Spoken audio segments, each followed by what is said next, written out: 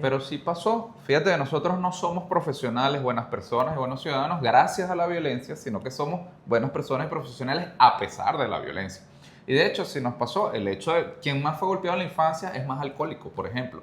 Con las conductas respecto a su autoestima es menor. Los hijos criados con violencia tienen más dificultad para tomar decisiones, tienen más baja autoestima y les cuesta un poco más liderar algunos proyectos. Entonces, aquellos que recibieron violencia no salieron buenos precisamente, tienen consecuencias en su psique y de hecho son mucho más cohibidos en función de cómo actuar en sociedad porque fueron criados con esa óptica autoritaria, violenta, nepótica, déspota, de aquí se hace lo que yo digo, cuando yo lo digo, porque yo lo digo.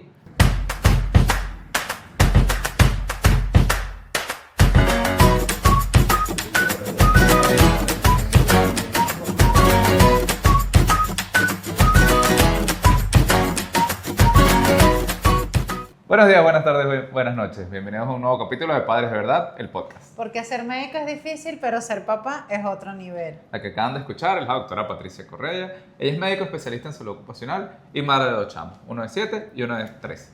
Y él es el doctor Alejandro Crespo, pediatra puericultor y padre de 2, un chamo de 3 años y una beba ya de 5 meses. Y en este espacio tratamos de crear una comunidad de padres para llevar la maternidad de la teoría a la práctica. En este episodio de hoy vamos a conversar respecto a las maneras o las formas de criar o de educar a los chamos. Porque probablemente has escuchado o incluso estás de acuerdo con esa frase de que es mejor dar una nalgada a tiempo. Y aquí vamos a tratar de conversar al respecto y llegar a la conclusión si realmente es mejor o no dar una nalgada a tiempo. Patricia, a ti cuando tú estabas chiquita te pegaron, te dieron nalgadas, tus padres te dieron en las manos, en la cara, en algún lugar. Sí me pegaron. O sea, físicamente sí, porque nada, siempre fui muy rebelde, muy frontal, muy irreverente. Y bueno, vengo de padres extranjeros y la crianza siempre es un poco más rígida, a pesar de que ya los años los han ido suavizando bastante.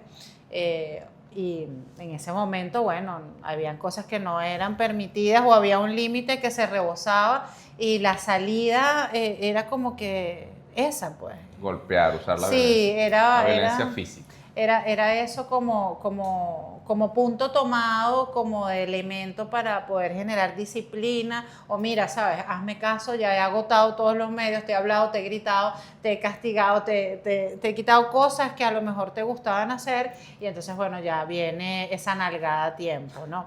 Sí, y usualmente, por lo menos en lo que era mi grupo, quien ejercía esa disciplina es la que lleva a cargo como la gerencia del hogar, ¿no? Y en este caso, bueno, o sea, era mi mamá, mi papá era más de, ¿sabes? Esa voz fuerte que te timbraba y que tú decías, ay, no, ya va, o sea, si nada más es con esa voz, imagínate.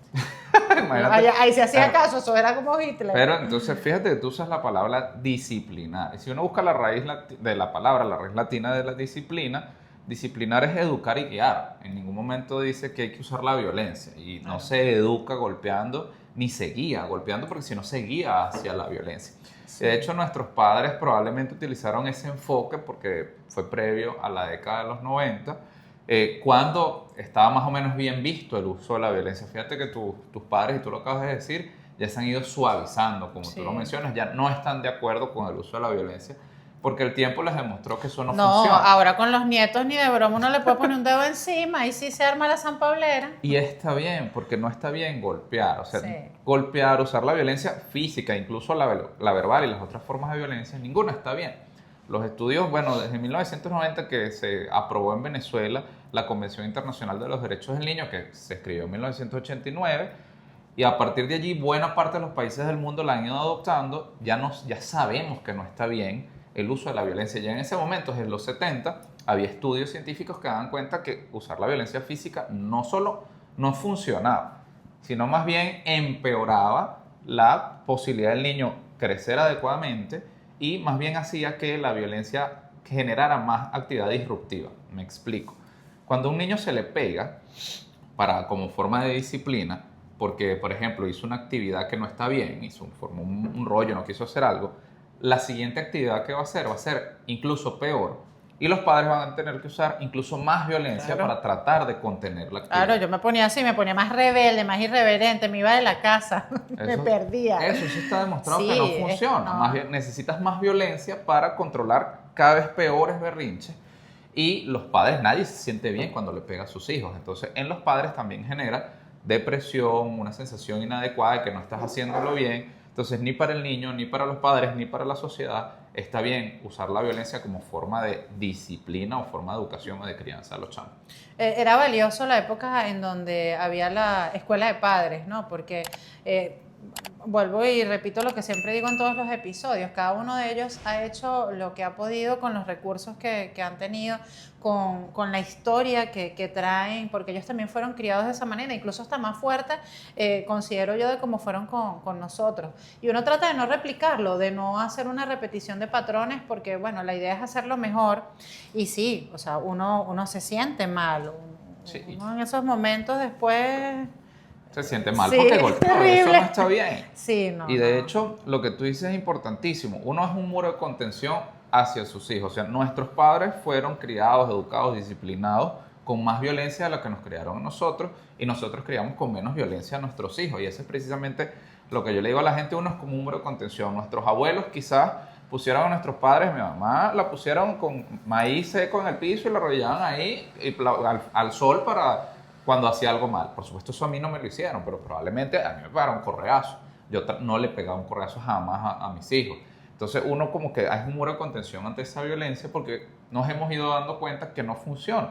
Y los estudios científicos lo respaldan. Más de 30 años de investigación dan cuenta que la violencia trae malos resultados a largo plazo, no trae ningún resultado beneficioso, y más bien evitar la violencia hace que los niños tengan mejor desarrollo cognitivo, mejor adaptación social y menos conductas disruptivas a largo plazo. Bueno. Y menos conductas disruptivas a largo plazo. Bueno, sabes que yo he tenido esta disertación con otras personas, y también viene a mi recuerdo, por lo menos cuando en el colegio, ellos recuerdan que las maestras los ponían con la regla y, ¿sabes?, y le daban, pero... O les tiraban el O borrador les de ese tiraban duro, el de madera ese terrible, ¿no? Y bueno, tú nos ves a nosotros dos aquí en estos momentos profesionales y con una perspectiva totalmente diferente, otra óptica en cuanto a la crianza. Pero cuando hablas con las personas te dicen, ajá, pero a mí no me pasó nada. Y mira, Yo salí estoy aquí, bueno. yo salí bueno, mira, sabes, no soy drogadicto, no ando metido en líos o en cosas que no convienen. Entonces ahí está las dos perspectivas, que también son válidas y se respeta, que dicen que bueno, a mí no me pasó nada y mira, yo salí adelante. Eso es igual como cuando los chalequeos y esas bromas en el colegio. Pero sí pasó. Fíjate que nosotros no somos profesionales, buenas personas y buenos ciudadanos gracias a la violencia, sino que somos buenas personas y profesionales a pesar de la violencia.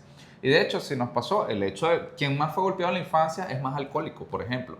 Con las conductas respecto a su autoestima es menor. Los hijos criados con violencia tienen más dificultad para tomar decisiones, tienen más baja autoestima y les cuesta un poco más liderar algunos proyectos. Entonces, aquellos que recibieron violencia no salieron buenos precisamente, tienen consecuencias en su psique, y de hecho son mucho más cohibidos en función de cómo actuar en sociedad porque fueron criados con esa óptica autoritaria, violenta, nepótica, déspota, de aquí se hace lo que yo digo, cuando yo lo digo, porque yo lo digo. Entonces tienden a ser personas que desafían mucho más a la autoridad, que les cuesta mucho tomar decisiones porque sus padres les decían, esto se hace porque yo digo. Entonces, como no se discutía el por qué, les cuesta mucho tomar decisiones y les cuesta más lo que tú dices, la rebeldía. Son rebeldes como eran rebeldes con sus padres, son rebeldes con todas las autoridades. A mí me daba tanta rabia esa respuesta. Yo decía, ¿pero por qué? Porque yo digo y es así, porque yo tengo la razón, porque si yo te lo digo es de esa manera. Y bueno, o sea, siempre he estado en búsqueda de respuestas que sean lógicas y que den una explicación realmente, que tú digas, bueno, o sea, convénceme o explícame por qué es así. Pero entonces ahora no es así porque yo digo, no vas a ir porque no quiero. Entonces, claro, era terrible porque... Claro, entonces a la hora de tomar decisiones, como se acostumbra a la decisión Sí. la toma el papá, la mamá, porque yo digo, cuando esas personas son adultas, les cuesta muchísimo tomar Avanzar, una decisión. sí. Porque, y entonces ahora porque quién lo dice, yo tomo estas Ajá. decisiones. Y entonces viene como que el lado contrario del péndulo de la paternidad permisiva, que es entonces, bueno, si no se cree en lo autoritario, en golpear, hacer la violencia física o de otra forma, el lado contrario del péndulo es, déjalo que haga. Y eso tampoco funciona. Deja La que haga lo que paternidad- le da la gana. Que haga lo que él aprenderá. Pues la paternidad permisiva genera pues gente que sí, que toman muchas decisiones, pero tienen mucho más problema en hacer sociedad porque les cuesta adaptarse a las reglas y es gente que tiende a cometer más errores desde el punto de vista social porque nadie le explicó la normativa y nadie le puso límites. Es gente que tiene mucho más problemas para la autorrestricción y para el manejo de la frustración porque como lo dejan hacer lo que les daba la gana, la paternidad permisiva, que es el lado contrario del péndulo, pues tampoco funciona muy bien. Entonces la paternidad o las maneras de crianza o de educar a los chamos básicamente se puede dividir en cuatro, ¿no? Los autoritarios, que son los despóticos, que de los que hemos hablado, el espectro contrario, el péndulo contrario sería los permisivos, luego vienen lo que los gringos llaman authoritative, o sea, autoritativo, que o sea, generas la autoridad pero sin golpear, sin violencia, con límites claros, y luego vienen los que simple y llanamente no le prestan atención a los hijos y no hacen ninguna de las tres formas. Y en Ahí esos todo el mundo hace lo que le da la gana. y en esos cuatro espectros, básicamente, la forma de educar o criar a los hijos, pueden caber todas esas que ahora llaman paternidad respetuosa, que la paternidad helicóptero, que ¿cómo es? Fuck around and find out, el FAFO, y así. Todas Ay, esas paternidades. Inventan una cantidad De nombres para y de eso, cosas. básicamente, esos cuatro espectros de cómo se deben educar a los hijos. Y a lo largo de los años, la que ha demostrado más utilidad es el autoritativo. O sea, pones límites claros, pero con respeto, con cariño y sin uso de la violencia. Entonces, es fácil decirlo, es dificilísimo ejecutarlo, pero a largo plazo funciona mucho mejor. O sea, evitar la violencia, manteniendo límites claros, con amor y con cariño. O sea, no quiere decir que el chamo se va a ir para el concierto porque tú sabes que le puede pasar algo malo porque tiene 12 años y no tiene la edad para irse, pero explicarle por qué, explicar los riesgos, hacerlo con cariño, sin necesidad de, bueno, de pegar, de golpear y decir por qué yo digo y por qué a mí me da la gana. Ese trabajo de decidir qué tipo de crianza o cuál uno va a ejecutar y va a llevar a la acción depende tanto de cuánto hayas hasta sanado, de cuánto hayas vivido, de tu percepción de la vida. O sea, es algo muy personal, porque es muy fácil decir, bueno, yo lo voy a hacer de esta manera, y ojo, a mí me ha pasado, ya yo tengo 2 hijos, como ustedes bien saben, y la manera en la que yo inicié mi crianza con el que ahorita tiene 13 años es diferente a la que yo he llevado a cabo con el que tiene 7 años, y por lo tanto con la dinámica que me he manejado en los últimos años. Pues yo también en algunos momentos hice uso de la violencia física, de esa nalgada a tiempo, y después me sentía terrible. O sea, y claro, y entendiendo de que no podía pedir disculpas, no podía decirle, porque entonces también era como volver ¿Y por qué a... no le puedes pedir disculpas a tus hijos por pegarle?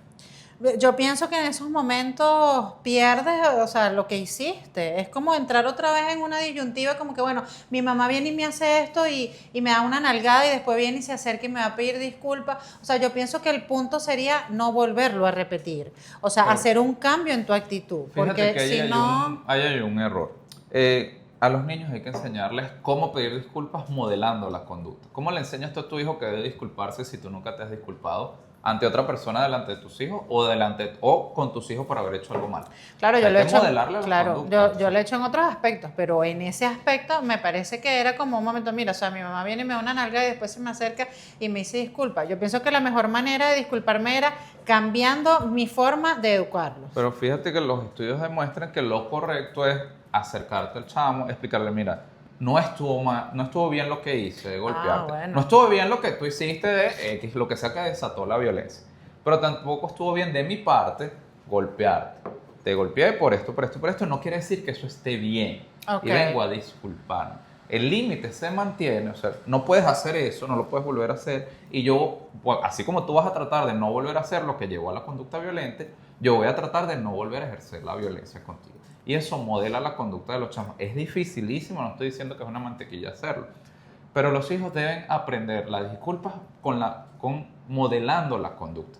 Entonces, si ellos entienden que la violencia no está bien y que incluso mamá a veces se equivoca, papá y mamá Claro. no son seres perfectos, nos equivocamos, eso también hay que enseñárselo a los hijos porque hay que modelar la conducta con lo que uno hace. Entonces, lo correcto sería no golpear. A veces nos pasa que nos salimos de nuestros cabales, sobre todo porque fuimos criados con violencia, cosa que no estuvo bien, pero era lo que sabían nuestros padres, y bueno, terminamos ejerciendo violencia, pues no está mal acercarse, pedir disculpas y avanzar juntos en no vuelvas a hacer esto, no estuvo bien, y yo no vuelvo a hacer eso que tampoco estuvo bien. Claro, es el punto de generar el equilibrio y de llevar a ese límite sano, pues, o sea, como que no lo vuelvas a repetir, es esto, o sea, poner los puntos claros. Eso, es que la crianza Y que, llamas a la que ahora atención. llaman respetuosa, que es la autoritativa, no quiere decir no hacer nada y dejarlos hacer. Quiere decir que los límites están allí, que no se mantienen los límites a través de la violencia es otra cosa, porque la violencia no es solo pegar, es gritar, Claro. es la pasivo-agresividad, es el insultar, el poner Sí. sobrenombre, decir mira qué tonto como hiciste esto, Sí. es la burla. Y nada de eso construye autoestima en los chamos. Los chamos necesitan tener autoestima para que sean adultos con autoestima y hay que construirle la autoestima desde el hogar. Claro, no, y si viene esas palabras que marcan tanto de mamá y papá o de personas que están ejerciendo la educación a la crianza de esos niños, eso te marca para toda la vida. Se dice que en este proceso de educar y de criar es tan importante y valioso que tú te acerques, no solamente de la cercanía física, sino que a mí me encanta mirar a los ojos a mis hijos y decirles, ¿sabes? Eres un niño maravilloso, eres extraordinario, eres inteligente, mamá te ama, me encanta lo que estás haciendo, estoy orgullosa de ti, siéntete orgulloso. O sea, que ellos vayan como que guardando en ese software todas estas palabras para que vayan construyendo esa voz autoestima, sí, y sean esos adultos funcionales maravillosos que crezcan con las menores carencias posibles. Sí, porque eso a largo plazo construye lo que es la voz interior. Cuando tú estás en introspectiva, tú escuchas tu propia voz, tu voz interior. ¿Y qué construye tu voz interior? Si tu mamá y tu papá te dijeron, eres torpe, eres malo, o sea, se te queda esa vaina metida en la eso se construye cabeza. en tu voz interior. En cambio, si tu papá y tu mamá te dicen, tú eres inteligente, Claro. eres bueno, eres brillante, eso construye tu voz interior y al final del día hace la autoestima. Entonces, la voz interior no puede ser gritada, con maldad, con golpes, eso no puede ser lo que construya tu autoestima como persona. Entonces, definitivamente hay que tratar de conseguir ese punto medio entre no ser tan permisivo y dejarlos hacer, cosa que no es buena idea, pero tampoco ser violento, autoritario, déspota, porque eso tampoco va a construir un buen ser humano. Entonces, buscar el punto medio entre pues poner los límites, pero sin tener que ejercer la violencia para mantener ese límite. Sí, y tú ves que en esos momentos en donde uno alza la voz, en donde uno grita, bueno, a mí me ha pasado, yo lo confieso, o cuando has dado esa nalgada, o sabes, lo que aquí llamamos el zarandear al muchacho, zarandéalo, sí, tú ves que ya incluso tú subiendo el tono de la voz o cambiando este tipo de actitud, ahí mismo empiezan a llorar, se ponen nerviosos, tú ves la diferencia del cambio en actitud que tiene el niño ante ese momento de violencia. Y es que definitivamente los hijos y las personas en general te tienen que tener respeto, no te tienen que tener miedo. Es muy diferente, porque ¿qué pasa? Si tu hijo hace las cosas, tu hijo o tu hija hace las cosas porque tiene miedo a la represalia, mientras tú lo estás viendo, ¿qué va a empezar a hacer? Hacer las cosas escondidas. Porque definitivamente, si la disciplina es con violencia y con miedo, lo que tengo que hacer es que no me vean haciendo las cosas. Claro. En cambio, si la disciplina es con una buena voz interior, con límites claros, pues el chamo es, así no lo estén viendo, va a tratar de hacer las cosas bien. Y hay que entender, cosa que es muy difícil, que no vamos a estar siempre para supervisar las acciones de nuestros hijos. Van a ir a la escuela y eso son por lo menos 5 o 6 horas diarias que no los vamos a ver. Y tratamos de trasladar la autoridad a las maestras, a los profesores, pero eventualmente alguien no los va a estar viendo y al final la educación, la crianza tiene que ser que hagan las cosas así nadie los esté viendo, que hagan las cosas bien. Uno cuando tiene hijos, sus objetivos a lo largo de la vida tiene que ser que sean 3 cosas. 1, que sean felices. 2, que sean buenas personas. Y 3, que sean independientes. Para que sean felices tienen que tener una voz interior que no sea de desánimo, sino lo contrario, las afirmaciones positivas que tú les das. Para que sean buenas personas tienen que hacer las cosas bien, así mamá y papá no los estén viendo ni ninguna autoridad, y construyendo esas 2 cosas van a ser felices. Entonces al final del día es que no te tengan miedo sino respeto. ¿Cómo podemos lograr todo eso? Porque suena muy fácil y suena como que en un abrir y cerrar de ojos cambias totalmente, cosa que no es así. Yo por lo menos, ellos tienen una diferencia de 6 años y este proceso en el que yo también he venido creciendo con ellos y madurando, porque realmente ellos representan para uno esos maestros, ¿no? En cuanto a este proceso de educación, deben existir estrategias, deben existir formas en las que uno puede mejorar. Y esas estrategias van de acuerdo a la edad. Porque tú no puedes pretender, por ejemplo, que un niño menor de 4 años que todavía no entiende bien la relación de causa-consecuencia, tú le expliques todo mediante causa-consecuencia. Entonces a los niños es más fácil alrededor de los 2 años que empiezan a ellos a más o menos tomar decisiones, ofrecerle opciones. En vez de decirle, ven que te vamos a bañar, tú le dices, vamos a bañarte. ¿Quieres bañarte con estas chancletas o con esta otra? Por ejemplo, porque irse a bañar es un no negociable, se tiene que bañar. Pero si tú lo pones en la opción de sí o no, entre los 2 y los 4 años, sobre todo los 2 a los 3, los niños van a decir no, porque ellos quieren tomar decisiones y si tu decisión es sí, su decisión será no, para ir contrastando. En cambio, tú les dejas la opción y les das la posibilidad de escoger, vamos a ir a comer, ¿quieres comer en el plato verde o en el amarillo? Comer no se discute, tienes que comer el almuerzo porque es necesario, pero bueno, puedes escoger entre cuál de estos dos. Entonces darle opciones y la posibilidad de involucrarse en la toma de decisiones ayuda. A medida que pasan los años, eso sigue ayudando y le vas a dar la opción. Bueno, tienes, por ejemplo, yo le digo a la gente con el uso de las pantallas, que es una cosa complicadísima ahorita, hay un límite máximo semanal de horas pantalla. Entonces a tu hijo le puedes dar como que una especie de moneda. Tienes, por decir un número, 10 horas de pantalla a la semana. Tú ves si agarras y ves 10 horas corridas y el resto de la semana te quedas sin pantalla, o si administras 1 hora diaria y el fin de semana usas 2.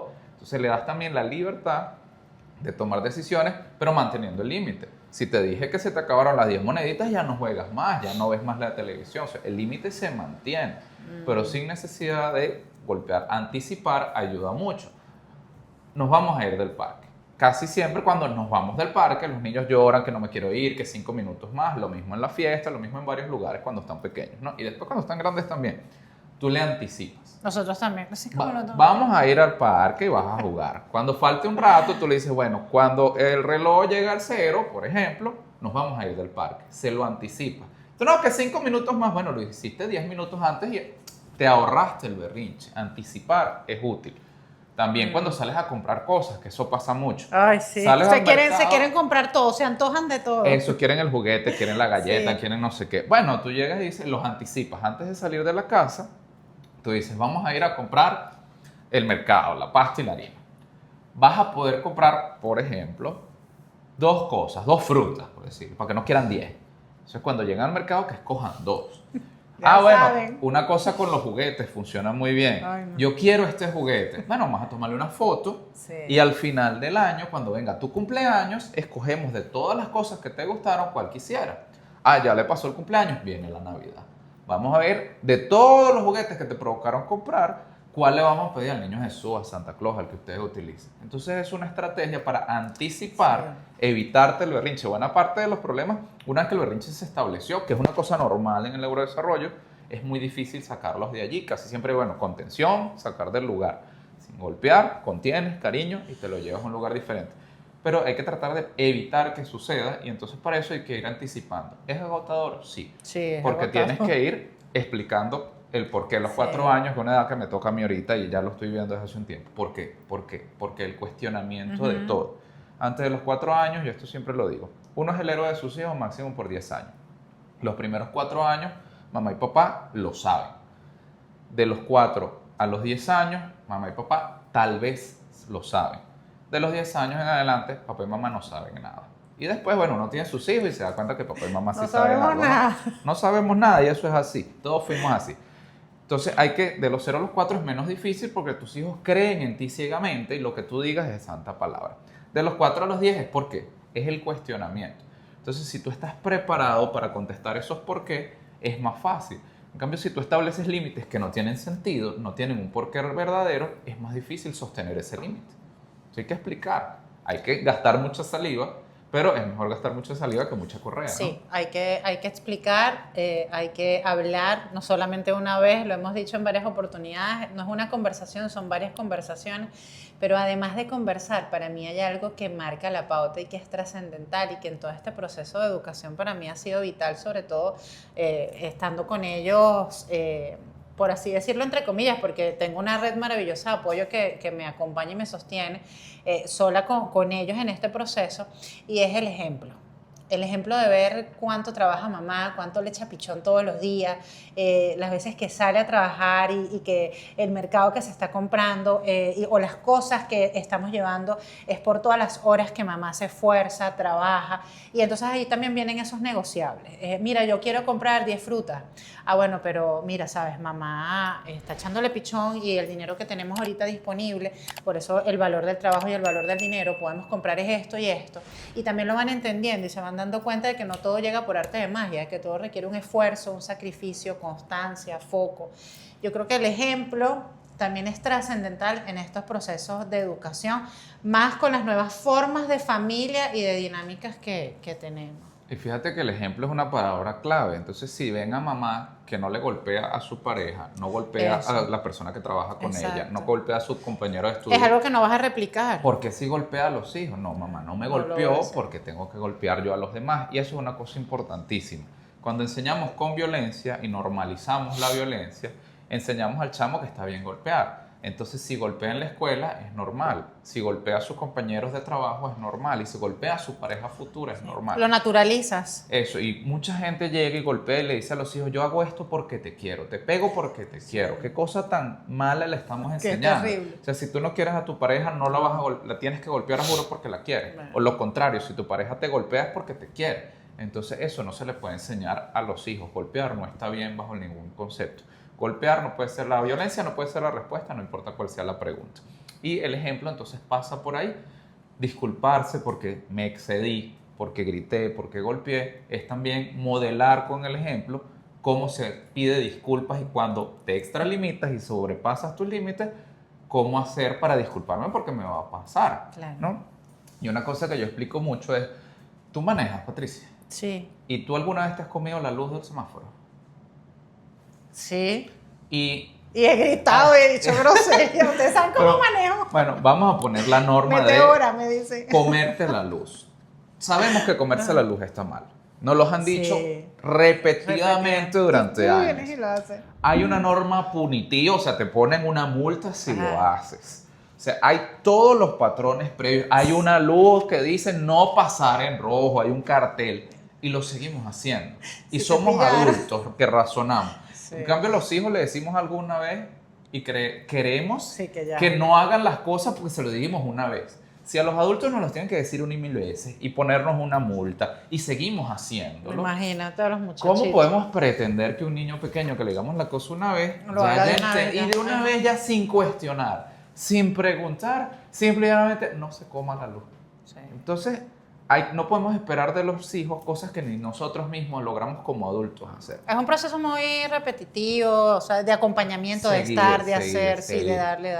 Y con las ventas, por ejemplo, la gente vende productos. Baby Finger vende sus pañales, sus toallas húmedas. Y nos dicen todos los días, son los mejores pañales, son los mejores pañales, son los mejores pañales. Y ellos Son lo- los mejores pañales. Y ellos lo dejan de decir.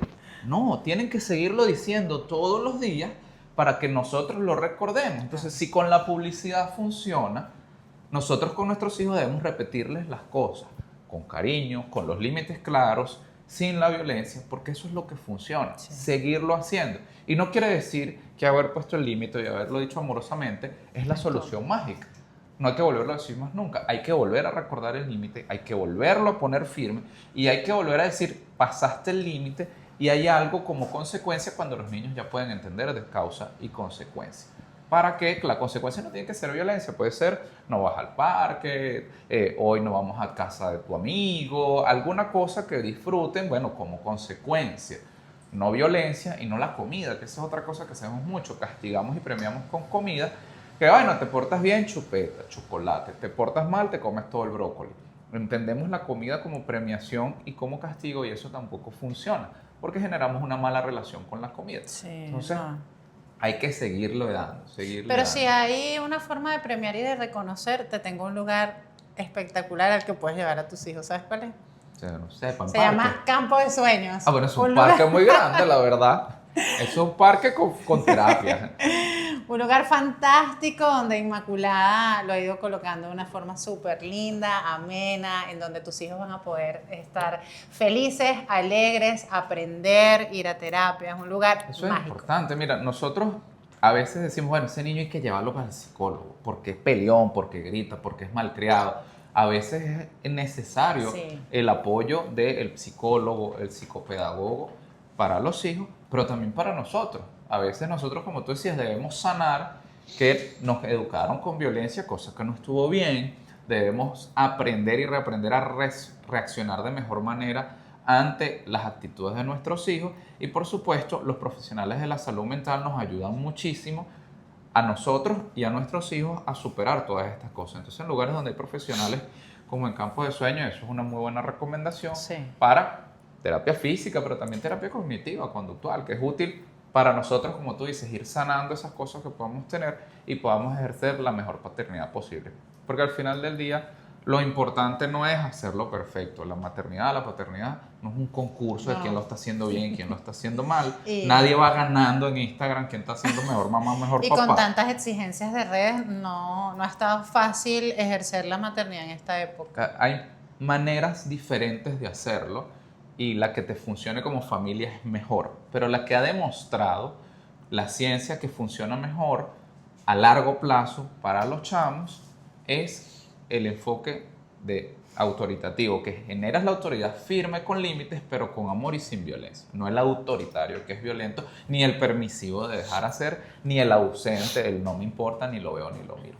El Sí, enfoque que mejor ha demostrado dentro de todos los grupos de crianza es ese autoritativo y hay que tratar dentro de ese enfoque, bueno, como que darle nuestro toque personal, ¿no? Porque tampoco es que es una cosa que tienes que ir por aquí cuadradito. Sí, el ausente es como que el peor, ¿no? Demasiado antiparabolismo, a lo que tú quieras y ya, o sea, ahí va. Las herramientas son importantísimas, pero al final cada familia, cada padre va decidiendo en conjunto qué es lo mejor, ¿no? De acuerdo a la dinámica familiar y a Que lo se que... adapta a su familia. Exacto, qué se adapta y cómo le llegas mejor a tu chamo, a esos puntos en los que tú puedes llegar a esos acuerdos, a esos consensos, a esos negociables o no negociables. Yo me siento mucho ahora con el mayor y hacemos acuerdos. O sea, y hay un punto en el que negociamos. Ah, bueno, esto sí, esto no. Y llegamos a un punto en equilibrio en donde mi interés ahorita es que él pueda comprender o pueda entender qué es lo que está pasando o cuál es mi perspectiva, yo entender un poco la de él y ahí nos vamos bandeando. Sí, y dejarlo tomar algunas decisiones siempre es útil. Sí. O sea, que él pueda tomar sus propias decisiones, por supuesto, entre un grupo de opciones que tú vas a ofrecer que sean seguras. Eso los ayuda a largo plazo a, oye, esto lo estoy haciendo por mí mismo, yo decidí hacer esto, mejora su autoestima y los hace tomar la decisión correcta cuando tú y yo no estemos mirándolos de frente a nuestros hijos, ¿no? Cuando no estemos Entonces, ahí. a mí no me gusta mucho la palabra herramientas, porque uno no es un carpintero o un plomero, uno usa estrategias para tratar de hacer las cosas y son estrategias de disuasión. Al final del día, cuando tú tienes una pareja, si el hombre le pega a la mujer es violencia a la mujer y no está bien. Si entre compañeros de trabajo se golpean, eso tampoco está bien, entre adultos es violencia. Si un niño le pega a un adulto, no está bien porque es abuso. Pero si un adulto le pega a un niño, eso está bien visto. Cuando el niño es físicamente más pequeño, tiene menos facilidad para defenderse y te ve como su héroe y entonces tú lo que haces es demostrar que el héroe lo que hace es golpearte, pues eso no puede estar bien visto. Al final del día hay que tratar de sacar la violencia de la ecuación utilizando algunas estrategias mucho más efectivas que a largo plazo definitivamente funcionan. Y que como todo en la paternidad, en la maternidad, no es de un día a otro. Es un producto que no se vende de hoy para mañana, sino que vas a ver los frutos dentro de unos años. Y por eso es que tus padres, decías tú, hoy son más alcahuetas, son más permisivos. Sí. Porque Ya se relajaron. Ya se dieron cuenta que hay cosas en las que no hay que engancharse, que uno cree que, oye, si el muchacho no se come la última rodaja de tomate, eso le va a dañar la salud para toda la vida. Sí, Después los abuelos se dan cuenta que eso no es tan determinante a lo largo de la vida y que, bueno, se puede ser un poco más permisivo con algunas cosas, pero con otras hay que tener los límites muy claros. Y al final del día es eso, conseguir el balance entre qué podemos permitir y qué no, con los límites bien claros y reforzados con estrategias no necesariamente violentas. Creo que lo dijimos todo. Quedará de parte de ustedes decidir. Definitivamente este es un momento muy difícil para ser papá o mamá porque, bueno, hay 100.000 libros, redes sociales, videos, Instagram, TikTok. pero el 65% de la información en redes hoy respecto a salud es desinformación. Nosotros tratamos de construir esta comunidad con información fidedigna, basada en estudios, en hechos, no para juzgar la maternidad o la paternidad de la gente, sino para ofrecer las mejores estrategias para hacerlo lo mejor posible. Y como tú decías, en el camino vamos todos aprendiendo, porque la paternidad no viene con un manual de instrucciones.